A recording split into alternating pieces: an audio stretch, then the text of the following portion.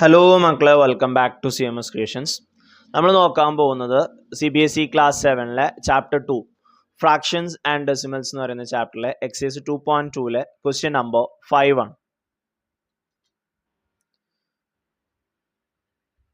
Including answers, I just first.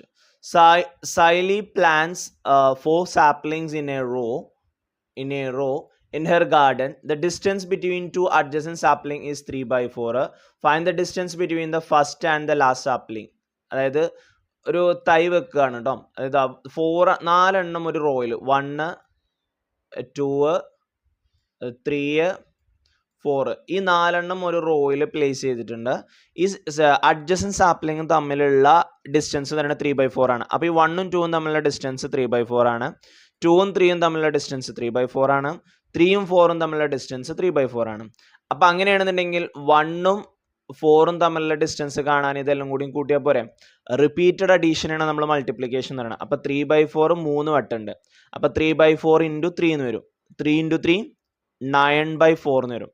9/4നെ നമ്മൾ mixed ഫ്രാക്ഷനിലോട്ട് മാറ്റുമ്പോൾ 9നെ 4 കൊണ്ട് ഡിവൈഡ് ചെയ്യുമ്പോൾ 2 4s are 8 എന്ന് കിട്ടും. 9 8 പോയാൽ 1 കണ്ടോ. ദെൻ കോഷ്യൻ്റ് ആദ്യം എഴുതുക 2, then reminder, then divisor 2 1/4 metre. 2 1/4 metre ആണ് ഈ ഫസ്റ്റത്തെയും നാലാമത്തെയും തമ്മിലുള്ള ഡിസ്റ്റൻസ് വരുന്നത്.